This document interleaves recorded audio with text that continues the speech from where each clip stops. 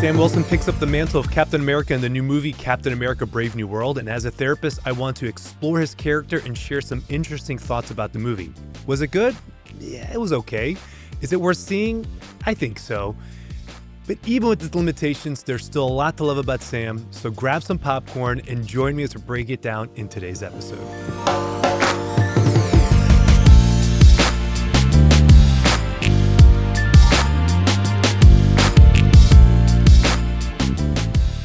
Hey everybody, thanks for joining me for another episode of the Always Hope podcast. I'm Dr. Mario Sacasa, licensed marriage and family therapist, and I'm going to periodically do episodes like this where I take on a movie character or a film or a book story or something like that and explore the deeper themes that emerge. I did this with It's a Wonderful Life, and I love using movies and stories as a vehicle to teach the themes that I'm discussing in this podcast about relationships, about mental health, about faith, and how to choose hope in a complex world. So this past week, I was finally able to see Captain America Brave New World, and I had been waiting for this movie for years. I thoroughly enjoyed Falcon and Winter Soldier, loved it, and we have been waiting for years for this movie to come out. So again, was the movie great? Yeah, I mean, listen, it has its limitations, okay? It has its limitations, but we're just going to lobotomy those for a few minutes and just talk about what was good with the character. I love Sam Wilson's character. I love Falcon. I love him. I love seeing his development. I love where we first encountered him in Winter Soldier and where we have seen him progress up until this point. From the moment that we first met him, when we realized that this guy was running support groups at the VA for veterans, I was like, this is a superhero therapist. I'm in. I mean, like, this is what I want. And he flies. Those are like my two superpowers. I would love to be able to fly if I could choose one, or super speed. That would be another one. But just to be able to see a superhero therapist on screen, yes, absolutely. I'm here for it all day, every day. In the book of Boys and Men, Richard Reeves makes an appeal for more men to get involved in healing professions. And so I think to even just see that demonstrated in a movie like this, in a big superhero budget, I think is a win. So he is a therapist throughout the whole movie, which at times works and at times doesn't. At times it's advantageous to him and at times it gets him in trouble. Sometimes even from a screenplay perspective, it is effective, and other times it just comes across being a bit heavy-handed. But nonetheless, it's great seeing a therapist on screen being a superhero. Throughout Sam's character development and throughout this movie, there are really three themes that I've pulled out that I want to be able to speak about in this episode. The first is the challenge of doing things the right way. The second is learning how to reconcile ideals with reality.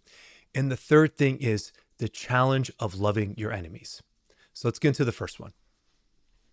Sam is a man of ideals and firm commitment to his principles, just like Steve Rogers. And that's ultimately the reason why Steve leaves him the shield at the end of Endgame. The Steve Rogers of the MCU is a man driven by ideals and striving to be the best. He was that before the super soldier serum, and it became heightened within him afterwards. We see this repeatedly throughout all of the movies. Very clearly, it comes to a head in Civil War, where he has very clear principles that he's not willing to budge on and is willing to choose to pursue those principles at the expense of breaking up the Avengers and breaking up the band and causing all sorts of heartache within his most intimate relationships.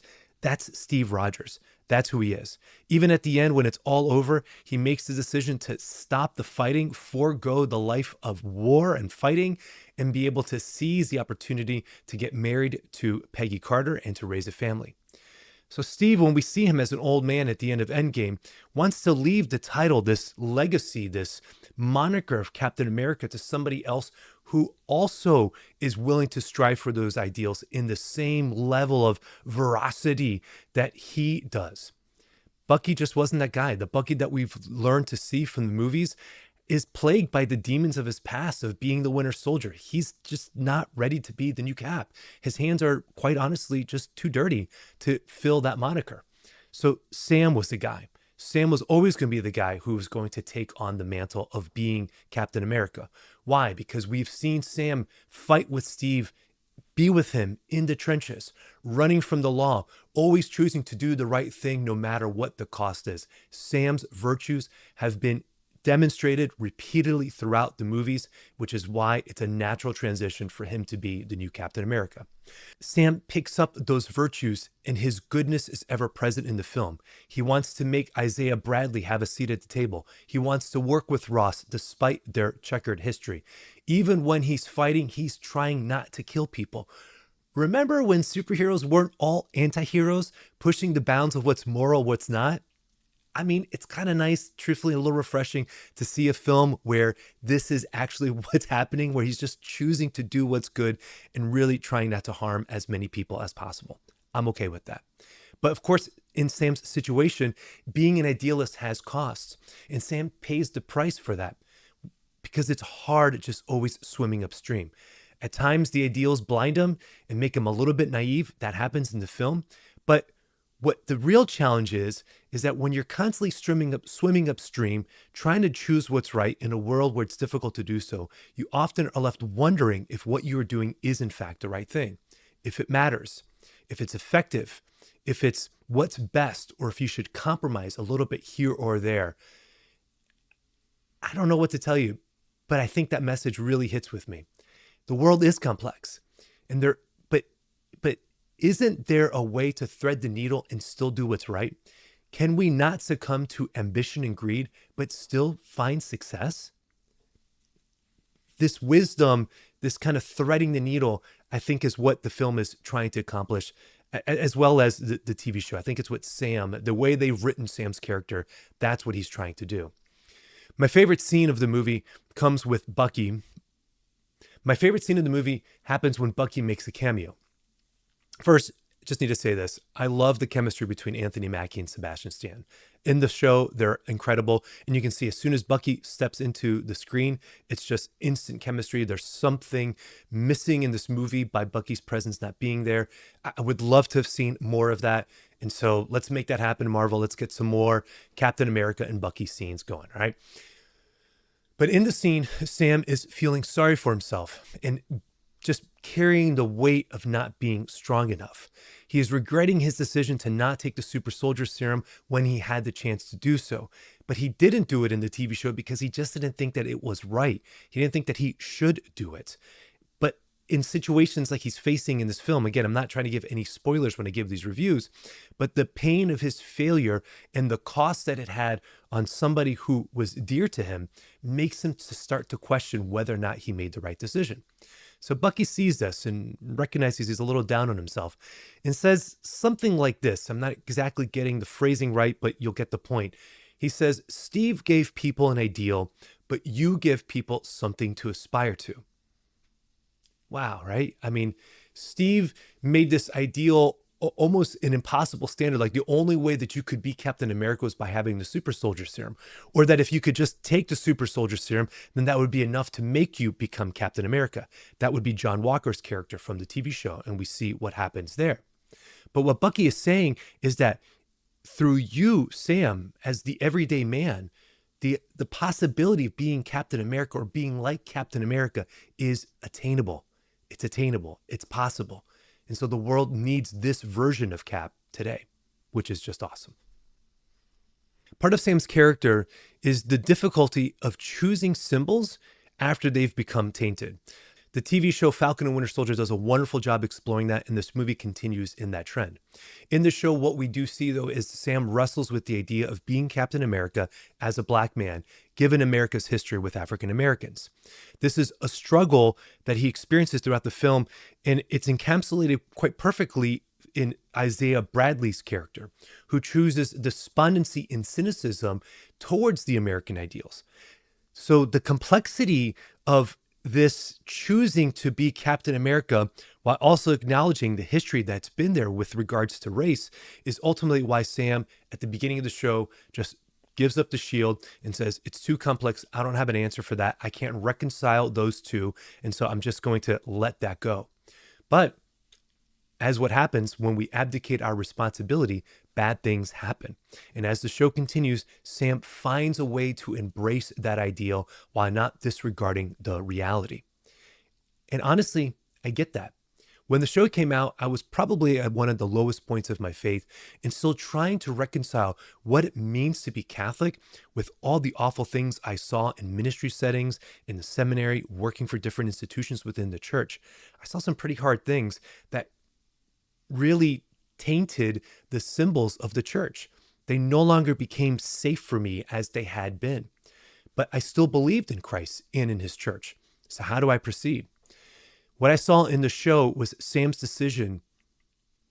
Sam's decision sort of encapsulate what I felt I had to do too.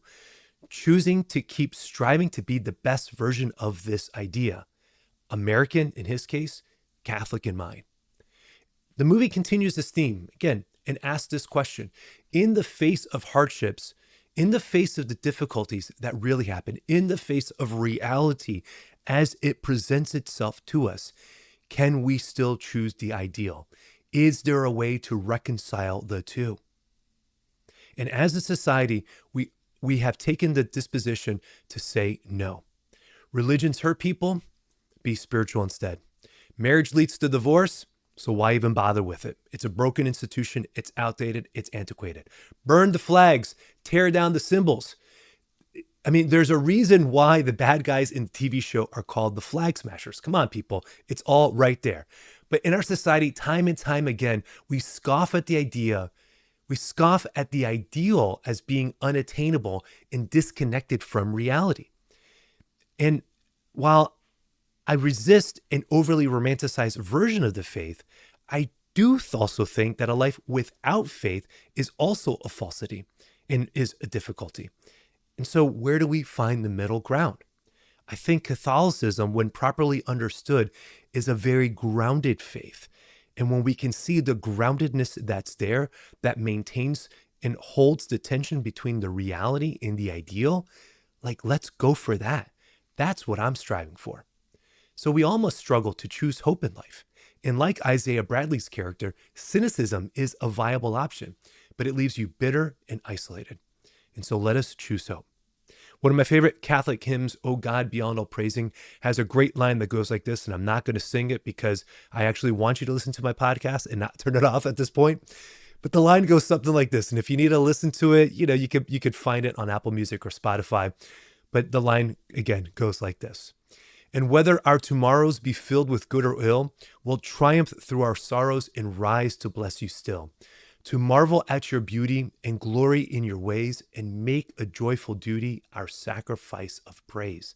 We recognize that the ills are there, the evils are there, the sorrows are there, the pain is there, but we can still choose to make a dutiful sacrifice of praise. We can still choose to see the good, even in the midst of the challenges that we're experiencing. And so that's it. Let's keep going to be the best version of whatever that ideal is. Sam's the therapist. Remember, I said that at the beginning of the movie, and it's one of the beginning of the movie. I said at the beginning of the podcast, and it's one of the things that I absolutely love about his character. I mean, I'm a therapist, and so I absolutely love seeing that. And while at times the writing isn't the best, and it comes across a little cheesy in this movie in particular, I do love it though, because I love what he's trying to do, what they're trying to do, what they're trying to display with his character, which is that can we not appeal to communication first before we appeal to violence? Do we not think that communication is a possibility? Must we always resort to violence first? I mean, don't get me wrong, there's plenty of fighting in the movie, but at least it's trying to show an attempt to do something better first. Throughout the show and the movie, Sam makes that appeal. He reaches out to his enemies. He tries to understand them. He tries to help them see another way forward besides revenge and rage. But of course, fighting is necessary when we get to that point. Think of kind of like what the church offers with regards to a just war theory. We recognize that a just war is there. We need it. But John Paul II said that even under the conditions of a just war, it is always a failure of humanity. It's a recognition that people are going to get hurt. Bad things are going to happen. Even Gandhi himself recognizes that passivity is not the answer, that a violent resistance is better than passivity. But the best option is a nonviolent resistance. Nonviolent resistance is the path that Martin Luther King Jr. took.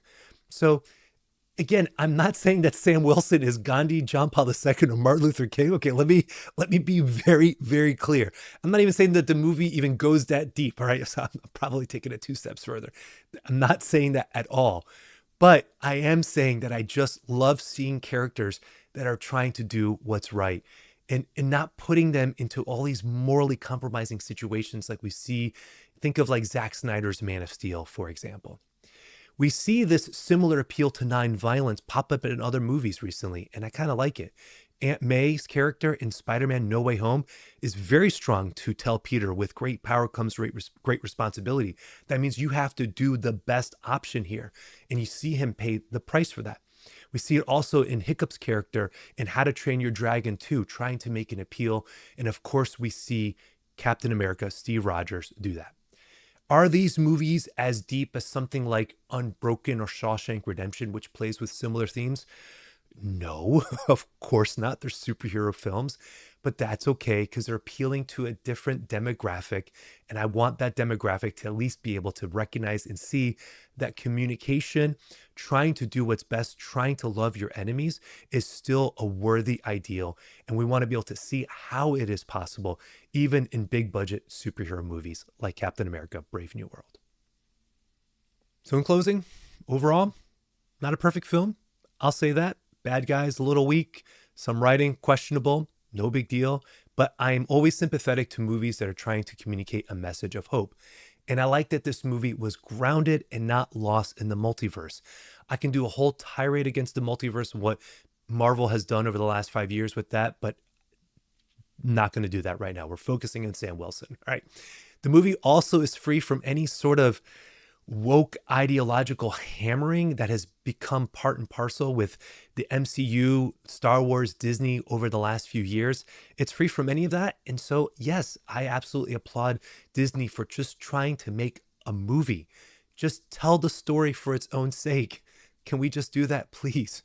And if that is an indication of where we are heading with Marvel, then I'm back on board and willing to see where the story goes. But what did you think about Brave New World? Am I being too much of a therapist in this episode? Probably. But did you like it? Did you not? Do you have any other characters or movies that you would love for me to explore in future episodes? Please let me know. Leave it in your comments below. I love to be able to read those and continue to dialogue with you, my listeners. God bless everybody and have a wonderful day.